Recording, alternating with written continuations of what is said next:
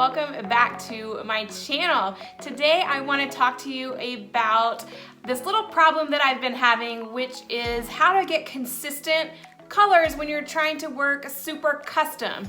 I'm used to working in Photoshop and digitally and also on my iPad where I have the whole color wheel as a spectrum for me to really choose custom colors. However, I also want to work not only digitally but also traditionally with paints like gouache and acrylic.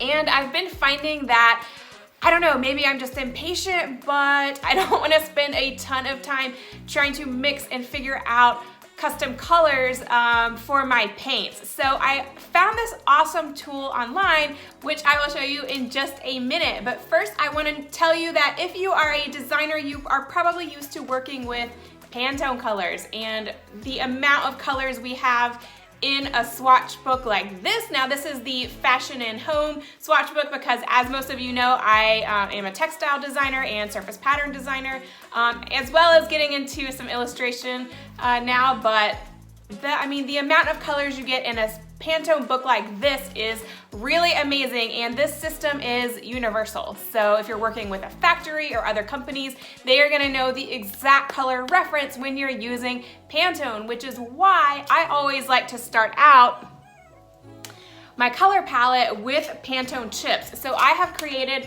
this custom color palette, as you can see here. But the problem was, when I was trying to get these same colors in my traditional mediums, I felt like I couldn't get the exact color, which is when I discovered this awesome tool online that I'm going to show you now. Okay, so I want to show you how I am using my 2019 autumnal color palette across all different mediums, including digital and physical paints and traditional mediums, which is super exciting. So here you'll see my autumnal color palette, and I was working from Pantones as I just showed you. So we see the Pantone number here in TPX. Now the way you can find the hex code is if you come over to pantone.com/color-finder.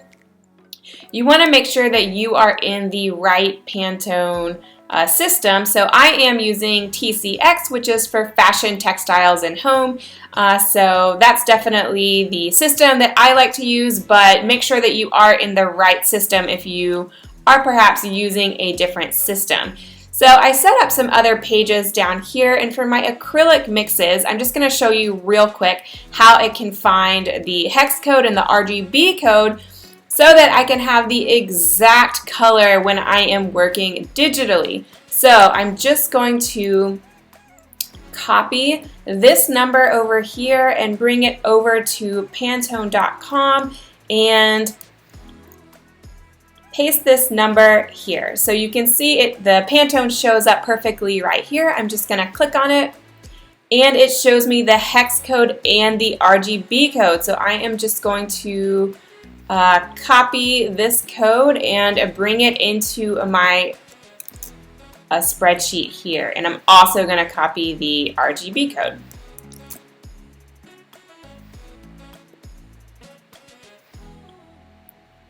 Okay, perfect.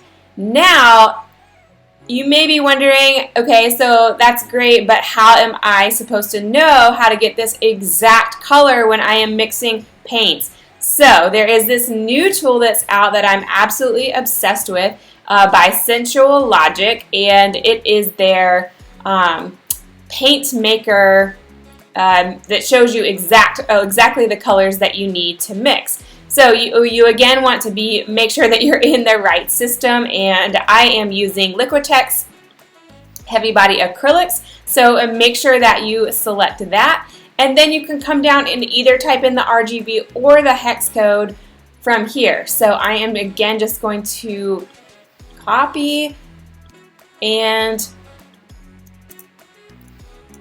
paste the hex code. Okay.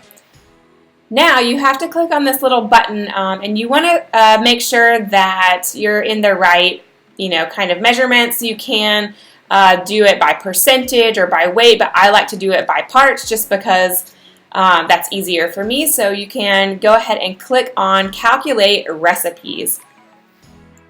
And this is going to show you exactly what you should be mixing to get this exact RGB or hex code, aka Pantone color.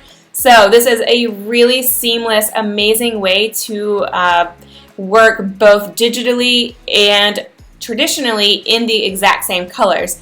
So from there, what I'm going to do is I'm just going to take a screenshot by holding down Shift Command 4, and I'm just going to drag over the recipe part.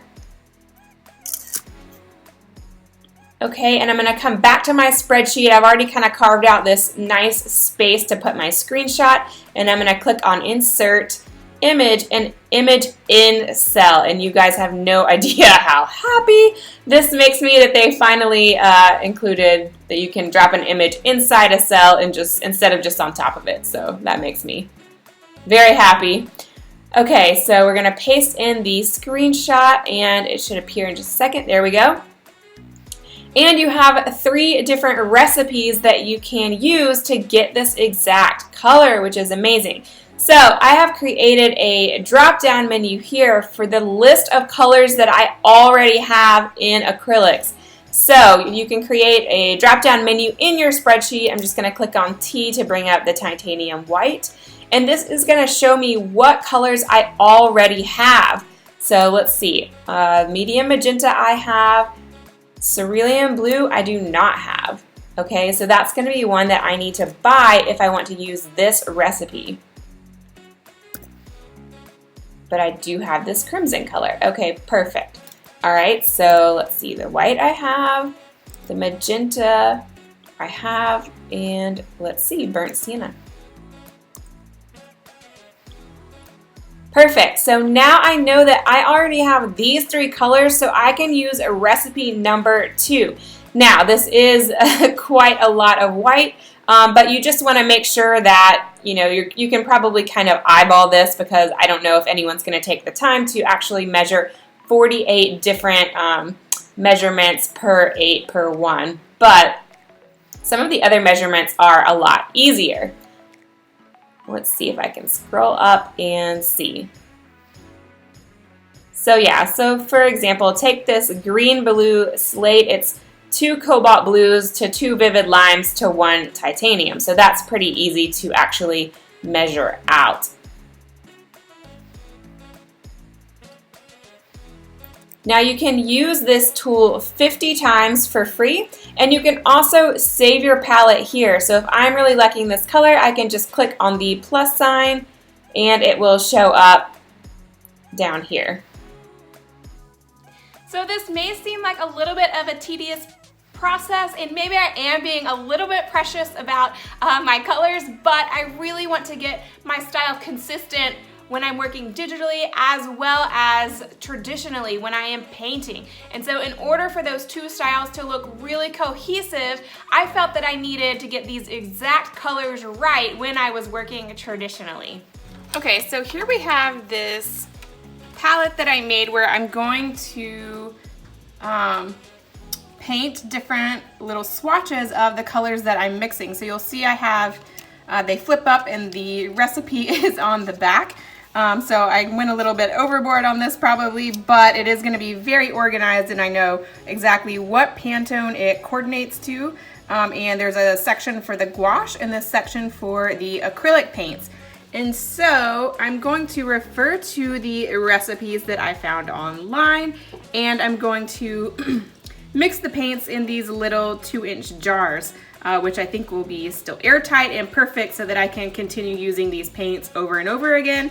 And if you're interested in buying these, I just bought them on Amazon, so feel free to check out the description and I'll link the product description, or I'll link the product here so in the description so that you can buy these if you are interested. Okay, I found my phthalo green, so I am just using these Basics Liquitex paints, which are not the most premium grade of paints. So they are a little bit more transparent and translucent than your more professional grade. However, I am going to try to mix this heavy body acrylic of titanium white just to give a little bit more opacity to my mix.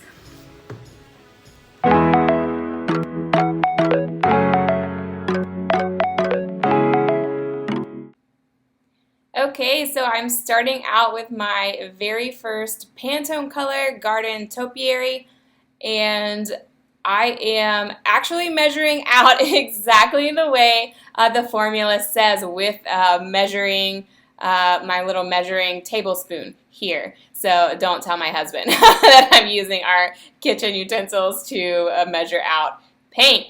Although when I measured it out exactly in the parts described, I realized that this was way too light, and so I kind of started just needing to eyeball the paint, and I needed it to be much darker. This turned out, I could tell like where the recipe was coming from and why it was telling me to mix these paints, and overall, I mean, it was a good start. Like, it was getting me the right hue, but it was just way too light, and my color is much darker here, as you can see. You can see me comparing it, so I just keep mixing colors until I get it a lot closer.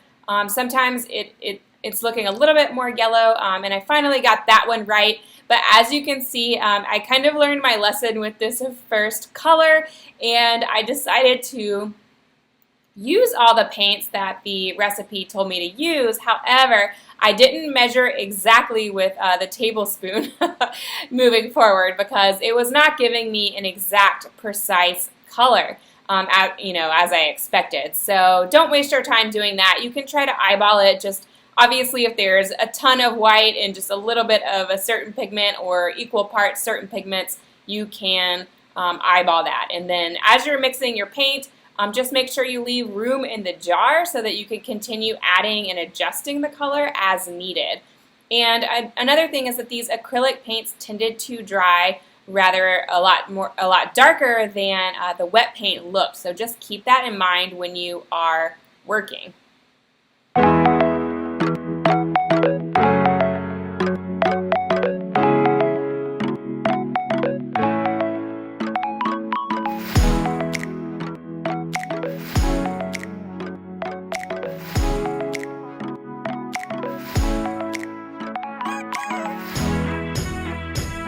Oh yeah, and if you want to get more information on color and just how to use color in your work in a really brilliant way, be sure to check out my Skillshare class, Color Queen. It's awesome. Guys, thank you so much for watching. As always, you can follow me on Instagram at Lauren Lesley Studio. You can check out my website for a freebie at laurenlesley.com, and be sure to check the description for loads of other good things. So thanks so much for watching, guys. I'll see you in the next video. Bye.